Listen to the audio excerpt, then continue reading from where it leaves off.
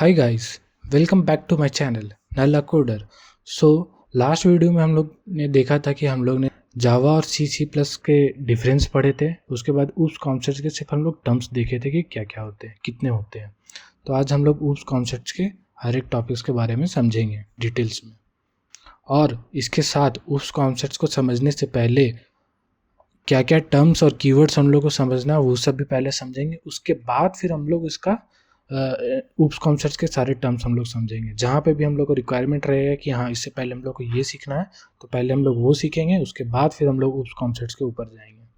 तो चलिए हम लोग शुरू करते हैं। तो जैसे ऊप्स कॉन्सेप्ट्स के मैंने 6 टर्म्स बोले थे: class, object, polymorphism, abstraction, inheritance, encapsulation. तो हम लोग स्टार्ट करते हैं क्लास और ऑब्जेक्ट से। ठीक है, तो क्लास के ये कुछ 4 पॉइंट्स या डेफिनेशन आप बोल सकते हो। जब भी आपसे अगर पूछा जाए तो क्लास और ऑब्जेक्ट्स क्या होते हैं, तो ये आप नोट डाउन कर सकते हो सिंपल वर्ड्स में, और आप इंटरव्यूअर को बता सकते हो। तो इसको मैं एक्सप्लेन करता हूँ क्या होता है। Class is like a blueprint और डिज़ाइन। ठीक है, ब्लूप्रिंट और डिज़ाइन, इसका मतलब क्या होता है क्लास के टर्म्स में। मान के चलिए आप जब भी कार, जब भी न्यू कार आती है, ठीक है, टाटा की हो, महिंद्रा की, हुंडई की, जब थार का आप बेस्ट एग्जांपल ले सकते हैं। थार का वो जो लेडीज़ थी उन्होंने थार का डिज़ाइन किया था, तो वो थार का ऐसे ही डायरेक्टली उन्होंने डिज़ाइन नहीं कर दिया था, उसका पहले उन्होंने डिज़ाइन बनाया, ब्लूप्रिंट बनाया कि कैसा इसका स्ट्रक्चर रहेगा, पेपर पिन में स्ट्रक्चर बनाया था। उसके बाद फिर उन्होंने वो थार का मॉडल प्रिंट किया था। तो क्लास जो रहता है उसी तरीके से रहता है, एक ब्लूप्रिंट, और उसको हम लोग डिज़ाइन बोलते हैं। ठीक है, क्या रहता है, ये एक ग्रुप ऑफ एलिमेंट्स रहता है जिसके पास कुछ कॉमन प्रॉपर्टीज़ एंड बिहेवियर हो गया। ठीक है, जैसे कि आप थार के अंदर देख लीजिए क्या कॉमन प्रॉपर्टीज़ है। टायर, टायर आपके थार में भी रहेगा, टायर आपके टाटा नेक्सॉन में भी रहेगा। इंजन थार में भी रहेगा, टाटा नेक्सॉन में भी रहेगा। सीट्स थार में भी रहेगा, टाटा नेक्सॉन में भी रहेगा। तो ये सब जो रहती है कॉमन प्रॉपर्टीज़ एंड बिहेवियर होती है। ठीक है, it is use to represent a real world entity. Real world entity generalized form, real world entity जैसे कि कार हो गया, एनिमल हो गया, बर्ड्स हो गया, ये सब रियल वर्ल्ड एंटिटीज हो जाता है, जनरलाइज्ड फॉर्म में रहता है ये सब चीज़। Does not exist physically just as a plan, जैसे कि थार तो ये फिजिकली एग्जिस्ट कर रहा है, लेकिन क्लास जो रहता है वो एग्जिस्ट नहीं करता है। ठीक है, फिजिकली एग्जिस्ट नहीं करता, लेकिन एज ए प्लान माइंड में रहता है। वो हम लोग उसको देख नहीं सकते हैं, बस हाँ उसको हम लोग प्लान कर सकते हैं कि क्लास कैसा रहता है, किस प्रकार का रहता है। ठीक है, ऑब्जेक्ट्स क्या रहता है, ऑब्जेक्ट जो रहता है real thing made up using the class. Engine, seat, ये सब जो रहता है, टायर, ये सब ऑब्जेक्ट्स माना जाएगा। It is an individual element, individual element, tyre एक इंडिविजुअल एलिमेंट हो गया among the group of elements. ये ऑब्जेक्ट्स के अंदर, ये क्लास के अंदर जितने भी ग्रुप ऑफ एलिमेंट्स है, ये सब में से एक इंडिविजुअल एलिमेंट रहता है। ठीक है, जैसे कि टायर एक इंडिविजुअल एलिमेंट हो गया, इंजन, ये सब चीज़ जो हो गया। ठीक है, हैविंग फिजिकल बिहेवियर और प्रॉपर्टीज़ रहता है। It has actual value and can do actions, इसके पास कुछ एक्चुअल वैल्यूज रहता है, कुछ एक्शंस ये लोग परफॉर्म कर सकते हैं। ये ऑब्जेक्ट जो रहता है वो क्रिएटेड यूजिंग न्यू कीवर्ड के मदद से इसको हम लोग क्रिएट कर सकते हैं। ठीक है, इसको हम लोग देखते हैं, चलते हैं हम लोग जैसे कि कार जो class, it says every class has, उसका ब्रांड रहेगा, कलर रहेगा, मॉडल रहेगा, कार कौन ड्राइव कर रहा है, हर एक कार का ये स्पेसिफिकेशंस रहता है। ठीक है, मान के चलिए मैं टाटा का कार यूज़ कर रहा हूँ, आप लैम्बोर्गिनी यूज़ कर रहे हो, तो ब्रांड डिपेंड करता है। कलर, मैं वाइट कलर का, ब्लैक कलर का, रेड कलर का, मॉडल कौन सा मॉडल आप यूज़ कर रहे हो, कार कौन ड्राइव कर रहा है, मैं, आप, ये सब हो गया, ये क्लास के बारे में हो गया। ऑब्जेक्ट्स उसके अंदर का प्रॉपर्टीज़, मेरा कार कौन सी कंपनी का है, उसका कलर कौन सा है, उसका मॉडल क्या है, कौन उसको ड्राइव कर रहा है, ये सब उसका ऑब्जेक्ट्स होता है। ठीक है, कार तो हो गया, कार जो हो गया ये आपका क्लास हो गया। अब कार के अंदर जो प्रॉपर्टीज़ है उसको हम लोग ऑब्जेक्ट्स बोलते हैं। ठीक है, ये ऑब्जेक्ट्स कितने भी टाइप के हो सकते हैं, जैसे कि ये मेरा हो गया, ये आपका हो गया, ऑब्जेक्ट हो गया होंडा वाइट सिविक ड्राइव, आप ड्राइव कर रहे हो। तो ये क्लास और ऑब्जेक्ट्स का बीच का डिफरेंस हो गया, ये क्या होते हैं ये लोग। ठीक है, अब ये जैसे कि मैंने लास्ट पॉइंट यहाँ ऑब्जेक्ट में बोला था, it is created using new keyword. New keyword क्या होता है भाई, उसका हम लोग समझते हैं, डायग्राम समझेंगे कैसे क्या होता है। पहले स्टेटमेंट्स देखते हैं। It sends request to class to create object, request भेजेगा क्लास को कि ऑब्जेक्ट क्रिएट करें। वंस ऑब्जेक्ट इज़ क्रिएटेड, जब क्लास जो है ऑब्जेक्ट क्रिएट कर देगा, ठीक है, using new keyword we will get the object address. Object जो भी क्रिएट हुआ उसका ऑब्जेक्ट एड्रेस मिलेगा और उसको हम लोग स्टोर करा देंगे रेफरेंस वेरिएबल में। भाई वर्ड से आपको समझ में नहीं आ रहा होगा तो हम आपको डायग्राम्स के मदद से हम आपको समझाने की ट्राई करते हैं, ठीक है। ये देखिए, ये जैसे कि न्यू कीवर्ड हो गया, हम ऑब्जेक्ट्स बनाना सिखा देते हैं। A1 is equal to new ये ऑब्जेक्ट क्रिएट हो गया। ये क्या हुआ, ये क्या, ये क्या, ये क्या, हम समझते हैं। जैसे कि आप जब भी क्लास बनाते हो, क्लास मान के चलो आप जो नाम से बनाओगे ना, ऑब्जेक्ट भी आपका वही नाम से रहेगा, ठीक है। A1 is equal to new मैंने यहाँ पे ऑब्जेक्ट बनाया, ठीक है। क्लास नेम और ये नेम दोनों सेम रहना चाहिए हमेशा। जब भी हम लोग ऑब्जेक्ट बनाते हैं तो यहाँ पे हम लोग क्लास नेम और यहाँ पे हम लोग क्लास नेम देते हैं। ये एक रूल होता है, ये आप याद रखना। नया ऑब्जेक्ट बना रहे हैं, न्यू कीवर्ड की मदद से बनाएंगे, ठीक है। और उसको हम लोग कहाँ पे स्टोर कराएंगे, A1। स्टोर क्या होता है वो हम समझते हैं। न्यू कीवर्ड क्या है, एक क्लास को रिक्वेस्ट भेज देगा तो भैया ऑब्जेक्ट बनाओ। क्लास क्या करेगा, काम में लग जाएगा कि हमको एक रिक्वेस्ट आया है, रिक्वेस्ट हमको पूरा करना ऑब्जेक्ट बनाने का, ठीक है। यहाँ से हम लोग समझते हैं, ठीक है। न्यू कीवर्ड क्या करेगा, पहला स्टेप क्लास को बोलेगा भैया ऑब्जेक्ट बनाइए। क्लास क्या करेगा,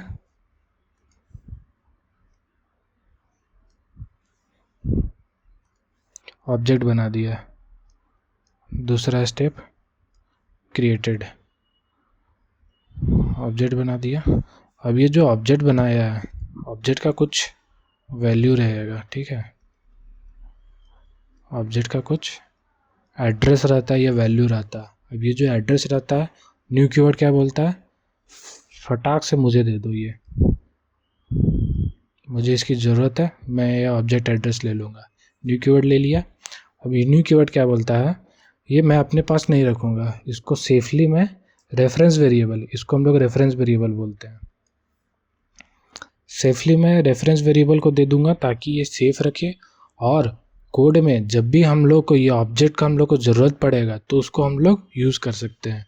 ज़रूरत पड़ेगा, आप याद करो लास्ट क्लास में मैंने क्या बोला था, जब भी हम लोग ऑब्जेक्ट क्रिएट करते हैं तो उसको अगर हमको 100 जगह पे यूज़ करना तो हम उसको सेम ऑब्जेक्ट को 100 जगह यूज़ कर सकते हैं, ठीक है। ऑब्जेक्ट बहुत इंपॉर्टेंट चीज़ है, इसके बारे में हम लोग और डिटेल में समझेंगे कि इसका क्या क्या खेला होता है, ठीक है। तो यही ऑब्जेक्ट क्या करेगा, उसका एड्रेस को स्टोर करा देगा रेफरेंस वेरिएबल में। तो जब भी हम लोगों को ऑब्जेक्ट को एक्सेस करना तो यूजिंग रेफरेंस वेरिएबल हम लोग उसको एक्सेस कर सकते हैं। तो ये न्यू कीवर्ड की मदद से होता है, ऑब्जेक्ट क्रिएट होता है। तो यहाँ पे देखिए न्यू कीवर्ड जो क्लास को बोला, क्लास क्या करेगा, ऑब्जेक्ट क्रिएट करता है। तो ऑब्जेक्ट जब भी क्रिएट होगा न्यू कीवर्ड की मदद से होता है। अगर न्यू कीवर्ड नहीं रहेगा, क्लास को कौन बोलेगा ऑब्जेक्ट बनाने के लिए, कोई नहीं बोलेगा, तो क्लास क्या करेगा, ऑब्जेक्ट बनाएगा ही नहीं। तो इसलिए जब भी हम लोग ऑब्जेक्ट बनाते हैं न्यू कीवर्ड की मदद से बनाते हैं। तो ये बहुत इंपॉर्टेंट टर्म है, ठीक है। और हम लोग आगे बढ़ते हैं। अब ऊप्स के बाकी कॉन्सेप्ट समझने से पहले हम लोग वेरिएबल समझ लेते हैं, और उसके बाद फिर हम लोग मेथड्स क्या होता है और मेथड्स के अंदर रिटर्न क्या होता है वो सब चीज़ हम लोग समझते हैं। उसके बाद हम लोग ऊप्स के कॉन्सेप्ट्स के बारे में समझेंगे, ठीक है। तो पहले हम लोग वेरिएबल्स देख लेते हैं। वेरिएबल मेनली 3 टाइप्स के होते हैं, local variable, static variable, non static variable, और एक और वेरिएबल होता है रेफरेंस वेरिएबल। इसको हम लोग बोलते हैं रेफरेंस वेरिएबल। रेफरेंस वेरिएबल तो आप समझ गए कि क्या होता है। तो रेफरेंस वेरिएबल में मैं टाइम वेस्ट नहीं करना चाहूँगा, ये 3 चीज़ समझा देता हूँ। ये 3 नया टॉपिक्स क्या है। लोकल वेरिएबल से स्टार्ट करते हैं। They are created inside a method, method के अंदर क्रिएट हो रहा होगा, और should be used within created method, जो मेथड के अंदर बना है उसी के अंदर उसको यूज़ करना चाहिए। उसके बाहर अगर हम लोग यूज़ करेंगे तो हम लोग को एरर मिल जाएगा। हम लोग डायग्राम और कोड के साथ इसको समझेंगे कैसे, ठीक है। अभी पहले पॉइंट्स को हम लोग देख लेते हैं। सेकंड पॉइंट क्या बोलता है, to use local variable. Local variable को जब भी हम लोग को यूज़ करना रहेगा या एक्सेस करना रहेगा, तब हम लोगों को class name, method name, object create करना, ये सब का कुछ ज़रूरत नहीं है। डायरेक्टली हम लोग वेरिएबल नेम की मदद से हम लोग उसको एक्सेस कर सकते हैं, उसको हम लोग यूज़ कर सकते हैं, ठीक है। Local variable can not be used without initialising. जब भी हम लोग लोकल वेरिएबल बनाते हैं तो उसका हम लोग को कुछ वैल्यू डालना पड़ता है। क्या होता है वैल्यू, वो हम लोग देखते हैं। चलिए यहाँ पे देखिए लोकल वेरिएबल, ठीक है। थोड़ा सा मैं इसको जूम कर देता हूँ ताकि आपको अच्छा सा दिखे ये, ठीक है। लोकल वेरिएबल, ये क्लास क्रिएट की है हम लोग ये, उसके बाद फिर हम लोग ये 2 मेथड बना रहे हैं, ठीक है। मेथड क्या रहता है ये आगे हम लोग देखेंगे। वैसे आपको मेथड क्या होता है ये आपको यहीं पे समझ में आ जाएगा, लेकिन उसके अंदर भी क्या क्या टर्म्स रहते हैं वो सभी हम लोग समझेंगे, ठीक है। ये 2 मेथड बनाए। अब ये वेरिएबल जो बना रहे हैं int x इक्वल टू 10, ये लाइन क्या है भाई, यही है हमारा लोकल वेरिएबल, ठीक है। ये हमेशा मेथड के अंदर रहेगा और जो भी हम लोग इसका डेटा टाइप डालेंगे उस हिसाब से हम लोग इसको वैल्यू डालना पड़ता है। लास्ट पॉइंट क्या था, initialization is mandatory otherwise we will get error. जो भी हम लोग इसको वैल्यू, जब भी हम लोग इसको क्रिएट करेंगे तो उसका वैल्यू हम लोग को इनिशियलाइज करना रहेगा। अगर इसके जगह मैं सिर्फ ऐसे लिखता int x, इसको डिक्लेयर करके छोड़ देता तो यहाँ पे हम लोग को एरर मिलता, ठीक है। तो इसलिए हम लोग को इसको इनिशियलाइज करने का ज़रूरत है। उसके बाद फिर जब हम लोग एक्सेस करेंगे तो यहाँ पे देखिए डायरेक्टली हम लोग इसको एक्सेस कर लिए, एक्स वेरिएबल नेम हम लोग डालें, यहाँ पे हम लोग को वेरिएबल 10 प्रिंट हो जाएगा, ठीक है। फिर हम लोग ने ऑब्जेक्ट क्रिएट किया, ऑब्जेक्ट क्रिएट करने के बाद एक नया मेथड बनाया, उसको हम लोग यहाँ पे कॉल कर रहे हैं, ठीक है। ये कॉल करने का नया रूल होता है। मेथड के अंदर हम लोग क्या कर रहे हैं, सेम वेरिएबल जो लोकल वेरिएबल बनाया था उसको एक्सेस करने का ट्राई कर रहे हैं। तो यहाँ पे आप रेड देख रहे होगा, ये जो रेड है इसका मतलब है कि यहाँ पे एरर है, ठीक है। ये एरर आ रहा है, क्यों एरर आ रहा है, क्योंकि ये लोकल वेरिएबल को हम लोग इस मेथड के बाहर एक्सेस करने का ट्राई कर रहे हैं जो कि पॉसिबल नहीं है, इसलिए हम लोग को यहाँ पे ये एरर आ रहा है। ये लोकल वेरिएबल सिर्फ ये मेथड, ये लाइन्स ऑफ कोड के अंदर ही इसको हम लोग एक्सेस कर सकते हैं, ठीक है। इसके बाद अगर हम लोग लाइन बढ़ाना से चाहें तो इसकी यही मेथड के अंदर और भी हम लोग लाइन बढ़ा के इसको हम लोग एक्सेस कर सकते हैं, लेकिन हम लोग चाहें कि दूसरे कोई मेथड में इसको हम लोग कॉल करके एक्सेस करें तो वो पॉसिबल नहीं है, लोकल वेरिएबल में पॉसिबल नहीं होता वो, ठीक है। तो क्या 3 पॉइंट हम लोग को मेन याद रखना है, लोकल वेरिएबल हमेशा मेथड के अंदर क्रिएट रहेगा और जिस मेथड के अंदर क्रिएट रहेगा सिर्फ उसी के अंदर हम लोग उसका एक्सेस कर सकते हैं, बाहर एक्सेस नहीं कर सकते हैं। जब भी लोकल वेरिएबल हम लोग बनाएंगे तो उसका वैल्यू हम लोग को इनिशियलाइज देना पड़ेगा, वैल्यू देना पड़ेगा। जब भी हम लोग लोकल वेरिएबल को एक्सेस करेंगे तो सिर्फ वेरिएबल नेम हम लोग डाल के उसको एक्सेस कर सकते हैं, कोई भी क्लास नेम, मेथड नेम या ऑब्जेक्ट क्रिएट करने का ज़रूरत नहीं है, ठीक है। ये हो गया लोकल वेरिएबल हमारा। स्टैटिक वेरिएबल और क्या होता है, स्टैटिक वेरिएबल को हम लोग क्लास वेरिएबल भी बोलते हैं। अगर इंटरव्यूअर आपसे क्लास वेरिएबल के बारे में पूछे तो कंफ्यूज मत होना, क्लास वेरिएबल ही स्टैटिक वेरिएबल होता है। स्टैटिक वेरिएबल जो रहता है वो क्रिएटेड आउटसाइड मेथड के बाहर क्रिएट होता है, लेकिन क्लास के अंदर क्रिएट होता है विथ स्टैटिक कीवर्ड, ठीक है। स्टैटिक कीवर्ड के साथ मेथड के बाहर लेकिन क्लास के अंदर क्रिएट होता है, वो हम दिखाएंगे आपको। This variable can be used anywhere in the class. अगर एक क्लास बनाए ए नाम का, उसके अंदर 5000 लाइन का हम लोग कोड लिखे हैं तो कहीं भी हम उसको स्टैटिक वेरिएबल को यूज़ कर सकते हैं। It is not mandatory to initialise static variable. Static variable को इनिशियलाइज करने का कोई ज़रूरत नहीं है, सिर्फ डिक्लेयर करके छोड़ सकते हैं। ऑटो इनिशियलाइजेशन होता है depending on the data type, जो भी उसका डेटा टाइप रहेगा उसके हिसाब से हम लोग उसको इनिशियलाइज कर सकते, इनिशियलाइज हो जाता है वो, ठीक है। स्टैटिक वेरिएबल देखते हैं, क्लास बना है, ये देखिए ये एक मेथड है, ये दूसरा मेथड हो गया। मेथड के अंदर आप देखोगे मैंने कहीं भी वेरिएबल डिक्लेयर नहीं किया। वेरिएबल मैंने कहाँ डिक्लेयर किया है, क्लास के अंदर, मेथड के बाहर। कहाँ, क्लास के अंदर, मेथड्स के बाहर। ये मेथड देख लो, ये मेथड के भी बाहर ही है, कोई भी मेथड के अंदर मैंने ये वेरिएबल क्रिएट नहीं किया। और विथ स्टैटिक कीवर्ड का यूज़ करके मैंने बनाया। और अगर मान के चलिए यहाँ पे मैं लिखता स्टैटिक int x डिक्लेयर करके छोड़ देता, ये भी वैलिड है, यहाँ पे हम लोग को एरर नहीं मिलता, ठीक है। और यहाँ पे आप देखो ये मेथड के अंदर जब हम लोग इसका वैल्यू प्रिंट कराना चाह रहे हैं तो हम लोग को क्या करना पड़ रहा है, क्लास का नेम इसके साथ प्रिंट कराना पड़ रहा है, मतलब देना पड़ रहा है, तभी जाके वो इसका वैल्यू हम लोग को 10 एज ए आउटपुट मिलेगा, ठीक है। अगर हम लोग क्लास नेम नहीं डालेंगे, डायरेक्ट एक्स डालेंगे तो एरर आ जाएगा। तो ये क्लास नेम हमारा कुछ भी हो सकता है, मैंने यहाँ पे ए लिखा है, आप अपने नाम के हिसाब से क्लास बनाना चाहिए। किसी का नाम अगर राम है, राम के नाम पे अगर क्लास बनाए तो राम डॉट एक्स करना पड़ेगा, उसके बाद फिर आप उसका वेरिएबल को डिक्लेयर कर सकते हो, एक्सेस कर सकते हो। फिर मैंने एक ऑब्जेक्ट क्रिएट किया, ऑब्जेक्ट क्रिएट करने के बाद एक मेथड को कॉल किया। अब यहाँ पे देख सकते हो ये मेथड के अंदर भी मैं इसको एक्सेस कर पा रहा हूँ, यहाँ पे भी मुझे 10 एज आउटपुट मिल जाएगा, यहाँ पे मुझे कोई एरर नहीं दिख रहा है ना मिल रहा। तो ये पॉसिबल है स्टैटिक वेरिएबल में, ये पॉसिबल है। स्टैटिक वेरिएबल में कौन सा पॉइंट याद रखना है, ये क्रिएट होता है क्लास के अंदर, लेकिन मेथड्स के बाहर ये क्रिएट होता है with static keyword, static keyword के साथ। दूसरा पॉइंट, अगर हम इसको इनिशियलाइज नहीं करेंगे तब भी ये एक्सेसिबल है, ये चलेगा। इसको एक्सेस करने के लिए हम लोग को क्लास नेम के साथ एक्सेस करना पड़ता है। स्टैटिक वेरिएबल के क्लास के अंदर कहीं पे भी हम इसको एक्सेस कर सकते हैं, कोई ऐसा रूल नहीं है कि कोई मेथड में ये काम नहीं कर रहा है, ऐसा नहीं होता है, कहीं पे भी ये चलेगा। अब हम लोग देखते हैं नॉन स्टैटिक वेरिएबल क्या रहता है। नॉन स्टैटिक वेरिएबल के टोटल 3 नाम होते हैं, तो ये आप कंफ्यूज मत होइएगा कि इंटरव्यूअर आपसे पूछ रहे हैं इंस्टेंस वेरिएबल क्या हो रहा है तो आप बोल रहे हैं कि मुझे नहीं मालूम, ठीक है। ऑब्जेक्ट वेरिएबल क्या हो रहा है तो आप वो बोल रहे हैं मुझे नहीं मालूम, ठीक है। तो वहाँ पे थोड़ा सा बैड इम्पैक्ट आ जाएगा, इसलिए मैंने यहाँ पे तीनों नाम यहाँ पे दे दिए, non static variable, instance variable, object variable. कुछ भी हो जाए सब इसमें यही बोलना है। ये variable created outside the method but inside the class, same as static variable but without using static keyword. यहाँ पे हम लोग स्टैटिक कीवर्ड यूज़ नहीं करेंगे। This variable can be access only after creating object.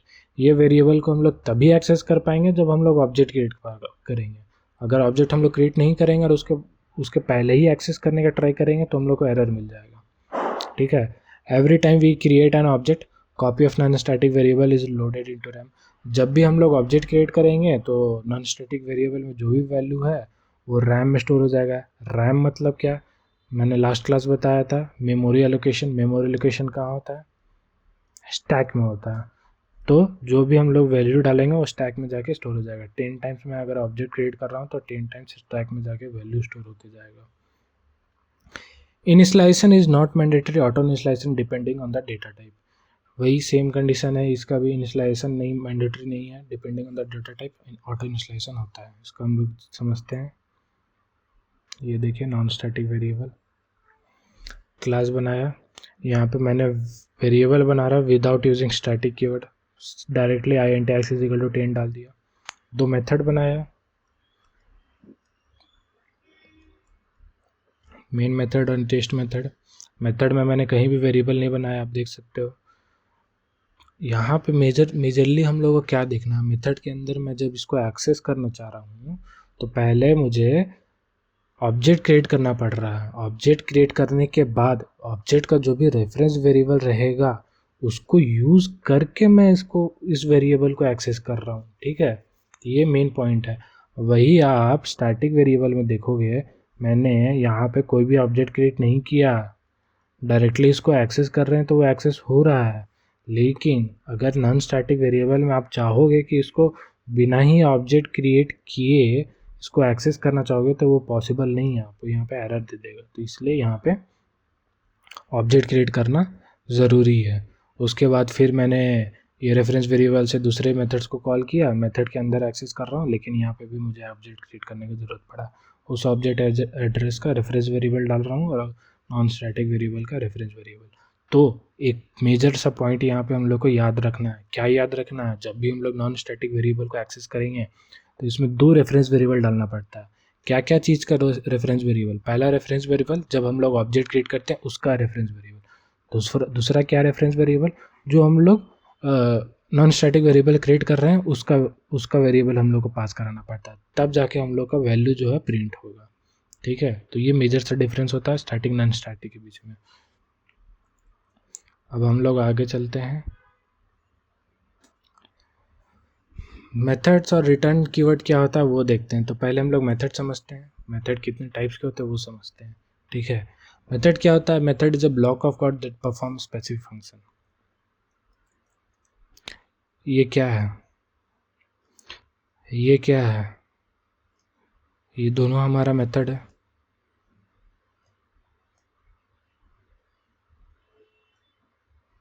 ठीक है। क्या कर रहा है, कुछ फंक्शन परफॉर्म कर रहा है, कुछ लॉजिकली फंक्शन परफॉर्म कर रहा है। तो मैंने सिंपल सा प्रोग्राम लिखा है, लेकिन आगे चल के जब आप मेथड देखोगे तो उसके अंदर कुछ लॉजिकली प्रोग्राम्स लिखा हुआ है, तो वो सब चीज़ परफॉर्म करता है। Method is a void that can return null value. Method 2 type के होते हैं मेनली, आप देखोगे तो मेथड को डिक्लेयर 2 टाइप से हम लोग कर सकते हैं। 2 टाइप के मेथड होते नहीं है, मतलब वो प्री डिफाइंड यूजर डिफाइंड होते हैं, लेकिन उसको हम लोग डिक्लेयर दो टाइप से कर सकते हैं, using void, using not a void. अब ये दोनों टर्म्स क्या होता है वो हम लोग समझते हैं अब।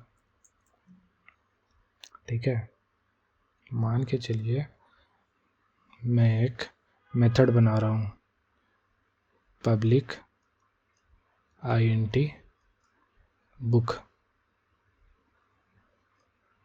ठीक है, इसमें मैं कुछ लॉजिक लिखा, लास्ट में रिटर्न 10, मतलब ये समझिए कि मैं 10 बुक्स को रिटर्न करा रहा हूँ। यहाँ पे मैं ये स्टेटमेंट क्यों लिख रहा हूँ, क्या काम है इसका, यहाँ पे मैं क्या कर रहा हूँ। आप जैसे कि जब मैं स्टैटिक और नॉन स्टैटिक वेरिएबल बता रहा था, तो यहाँ पे आप देख सकते हो, यहाँ पे मैंने कुछ भी रिटर्न स्टेटमेंट नहीं लिखा। क्यों नहीं लिखा, क्योंकि यहाँ पे हमारा मेथड क्या था, वॉइड टाइप था। वॉइड टाइप में हम लोग को कुछ भी रिटर्न करने का ज़रूरत नहीं रहता है। लेकिन जब हम लोग नॉट ए वॉइड मेथड बनाएंगे, उस टाइम पे हम लोगों को कुछ ना तो कुछ वैल्यू रिटर्न कराना पड़ेगा, depend on the data type. अगर यहाँ पे इंट है तो हम लोग को यहाँ पे इंटीजर वैल्यू पास कराना पड़ेगा। ठीक है, अगर मान के चलिए यहाँ पे डबल रहता तो हम लोग को डबल वैल्यू प्रिंट कराना पड़ता। स्ट्रिंग रहता, स्ट्रिंग वैल्यू प्रिंट कराना पड़ता। ठीक है, depend on the data type, ये जो भी यहाँ पे डेटा टाइप रहेगा उस हिसाब से हम लोग को यहाँ पे प्रिंट कराना पड़ेगा। ठीक है, रिटर्न कराना पड़ेगा, सॉरी प्रिंट नहीं। तो ये डिफरेंस रहता है।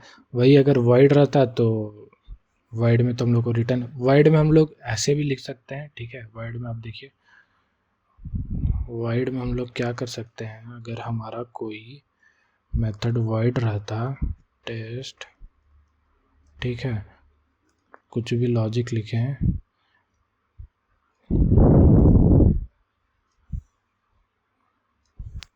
This is also valid. आप पूछो कि यहाँ भी रिटर्न कर रहे हो, यहाँ भी रिटर्न लिख रहे हो, तो वैलिड कैसे है, यहाँ पे ना वैलिड नहीं है, यहाँ पे वैलिड है। यहाँ पे वैलिड इसलिए है क्योंकि मैं रिटर्न कीवर्ड के साथ कुछ वैल्यू रिटर्न करा रहा हूँ। यहाँ पे रिटर्न कीवर्ड के साथ मैं कुछ भी वैल्यू रिटर्न नहीं करा रहा हूँ, सिर्फ रिटर्न कीवर्ड यूज़ कर रहा हूँ। ठीक है, तो ये मेजर सा डिफरेंस है, ये चीज़ याद रखना। वर्ड में हम लोग रिटर्न कीवर्ड यूज़ कर सकते हैं, लेकिन कोई भी वैल्यू हम लोग इसके साथ नहीं प्रिंट करा सकते हैं, रिटर्न करा सकते हैं। सिर्फ हम लोग कीवर्ड का यूज़ कर सकते हैं। लेकिन वही जब भी हम लोग का मेथड नॉट ए वॉइड रहेगा, तब हम लोग को depend on the data type हम लोग को वो वैल्यू रिटर्न कराना पड़ेगा। ठीक है, टाइप्स ऑफ मेथड क्या होता है, प्री डिफाइंड मेथड, जैसे कि प्रिंट मेथड हो गया, मीन मेथड हो गया, मैक्स हो गया, जो पहले से जब भी जावा जब रिलीज हुआ था तो पहले से ये सब मेथड उसके अंदर डिक्लेयर किया गया था। यूज़र डिफाइंड, यूज़र डिफाइंड जब मैंने अभी बनाया, टेस्ट बनाया, बुक बनाया, ये सब यूज़र डिफाइंड मेथड्स हो गया। रिटर्न कीवर्ड क्या होता है, return keyword is finish the execution of the method, is used to finish the execution of a method and can be used to return a value from a method। ठीक है, जो भी value यहाँ पे आप देख सकते हो, रिटर्न 10 वैल्यू रिटर्न करा रहे हैं। एग्जीक्यूशन फिनिश करता है एग्जीक्यूशन ऑफ ए मेथड, कैसे, यहाँ पे आप देखो a1 dot test, test method कहाँ से कॉल हो रहा है, ये मेथड मेन मेथड के अंदर से कॉल हो रहा है। ये मेन मेथड मान के चलिए यहाँ पे वॉइड के जगह int रहता, और यहाँ पे मैं रिटर्न 10 का वैल्यू रिटर्न कराता, तो ये कहाँ रिटर्न होता है, जहाँ से ये मेथड कॉल हो रहा है वहाँ जाके ये रिटर्न होता है। ठीक है, ये a1 को जाता है, अगर हम चाहते तो a1 को प्रिंट करा, a1 को कोई वैल्यू में स्टोर करा देते हैं int रिज़ल्ट, और रिज़ल्ट को प्रिंट कराना चाहते हैं तो हमारा 10 प्रिंट हो जाता। ठीक है, तो ये होता क्या करता, फिनिश करता execution of a method, method का एग्जीक्यूशन को वो फिनिश करता, और क्या करता, रिटर्न करता वैल्यू, वैल्यू को रिटर्न करता है। ठीक है, ये हो गया पहला point. If we write anything after return keyword then the line of code will not run.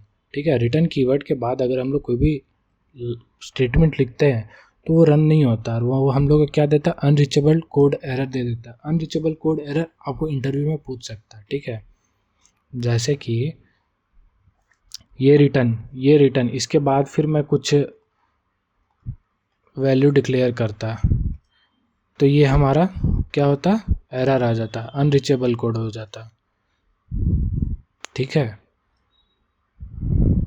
ये एरर हो जाता है। यहाँ भी रिटर्न कीवर्ड के बाद मतलब क्या हो रहा है, रिटर्न कीवर्ड के बाद हमारा ये कर्ली ब्रैकेट क्लोज हो जाना चाहिए, फंक्शन मेथड जो था वो क्लोज हो जाना चाहिए। इसके बाद अगर हम लोग कुछ लिख रहे हैं तो हम लोग को एरर मिलेगा ही मिलेगा।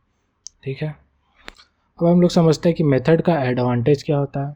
Method help us to write program in organised manner by breaking bigger codes into smaller modules. बड़ा कोड को छोटा मॉड्यूल्स में डिवाइड करने में और make the code reusable. Code को हम लोग रीयूज कर सकते हैं। चलिए देखते हैं क्या इसका मतलब होता है, कैसे इसको हम लोग यूज़ कर सकते हैं।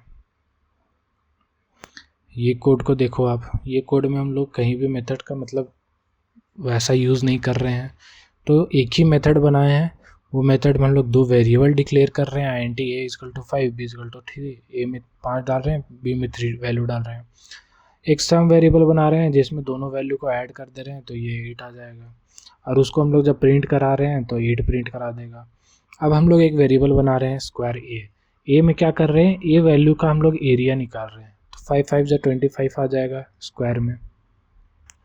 स्क्वायर बी में क्या हो जाएगा, बी का एरिया हम लोग निकाल रहे हैं, तो 3 से 9 हो जाएगा और उसको हम लोग प्रिंट करा दे रहे हैं। तो ये अच्छा कोड नहीं है।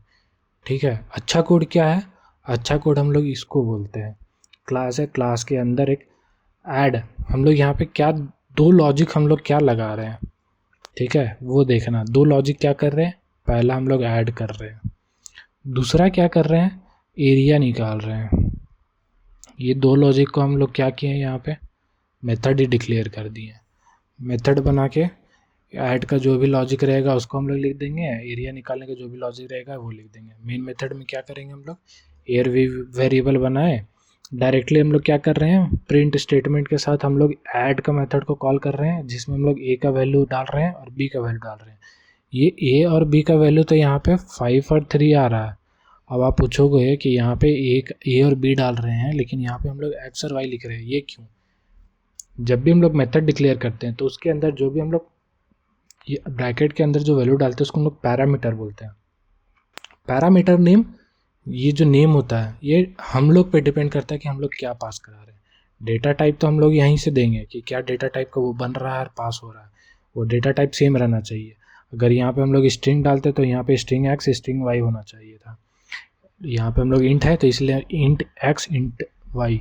और ये ए का जो वैल्यू है वो क्या होगा, ए का वैल्यू जाके एक्स में स्टोर हो जाएगा, बी का वैल्यू जाके वाई में स्टोर हो जाएगा। अब वही एक्स में हमारा क्या आ जाएगा 5, बी में क्या आ जाएगा 3, तो हमारा ये आंसर आ जाएगा 8 और यहाँ पे 8 प्रिंट हो जाएगा।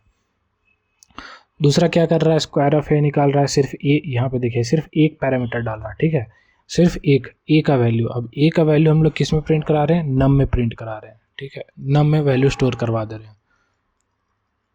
ठीक है, ए का वैल्यू हम लोग नम में स्टोर करवा रहे हैं, तो ए यहाँ से क्या, यहाँ से 5 जाके नम में जाके स्टोर हो जाएगा।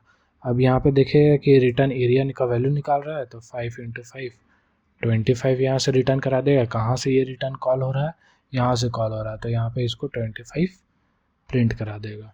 अब ये बी का भी सेम कंडीशन, यहाँ पे क्या है, स्क्वायर ऑफ बी निकाल रहा है, तो इसमें बी का वैल्यू 3 जाएगा, नम में जाके 3 स्टोर हो जाएगा। अब 3 × 3 होगा तो हमारा 9 मिल जाएगा और ये हमारा 9 यहाँ पे प्रिंट हो जाएगा। ये बहुत ही अच्छा और क्लीन कोड इसको माना जाता है, ताकि अगर मान के चलिए फ्यूचर में इसको हम लोग और भी किसी चीज़ का वैल्यू निकालना है, एरिया निकालना है, तो यहाँ पे सिर्फ हम लोग स्टेटमेंट डालेंगे, मेथड हम लोग को क्रिएट करने की ज़रूरत नहीं रहेगा। सिर्फ एक प्रिंट स्टेटमेंट और डालेंगे, स्क्वायर ऑफ सी डालेंगे, यहाँ पे नंबर जाएगा, सी का वैल्यू जाएगा, एरिया निकाल के दे देगा। ये तो मैंने अभी बहुत ही छोटा कोड लिया है, 7 से 8 लाइन का कोड लिया। आप जब फ्यूचर में जाओगे तो आपको 100 से 200 लाइन्स ऑफ कोड मिलेगा, तो वहाँ पे आप एक ही मेथड के अंदर सारा कोड और सारा लॉजिक नहीं लिख सकते हो। तो इसलिए मेथड्स का अलग अलग मेथड्स जो अलग अलग लॉजिक उसको इम्प्लीमेंट करता है वो चीज़ लिखना ज़रूरी है। ठीक है, ये हो गया मेथड्स और रिटर्न कीवर्ड के बारे में। अब इनहेरिटेंस पॉलीमॉर्फिज्म हम लोग समझेंगे। सो थैंक यू, आज के लिए बस इतना ही। प्लीज़ मेरे वीडियो को लाइक करना, सब्सक्राइब करना, और ऐसे ही नए नए वीडियोस और इंटरव्यू रिलेटेड क्वेश्चंस देखने के लिए लाइक करते रहना, सब्सक्राइब कर देना प्लीज़।